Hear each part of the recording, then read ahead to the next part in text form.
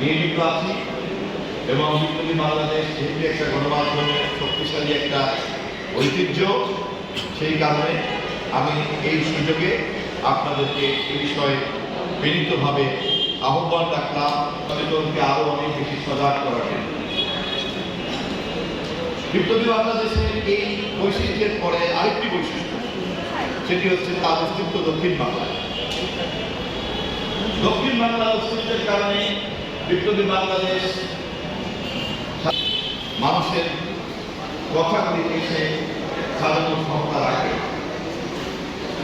যে কথা আপনারা বলেছেন, দক্ষিণাঞ্চলের সমস্যাগুলিকে যখন আমরা ছোট ছোট পরিসরে বলি, এই কথাগুলিকে আরো অনেক বৃহত্তর পরিবেশে নেওয়ার ক্ষমতা আছে গণমাধ্যমে।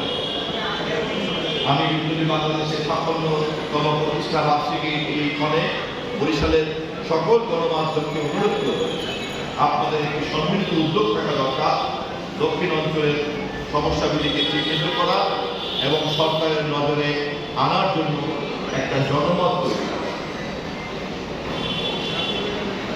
আমরা কেবল ভাষা উন্নয়নের যে গল্প শুনতাম, বড় বড় মেগা প্রজেক্ট, দৃশ্যমান বিশাল অট্টালিকা, স্পর্শ করার মতো বড় বড় গাড়ি, উন্নয়ন বলতে এখন আর সেই উন্নয়ন বোঝায় না।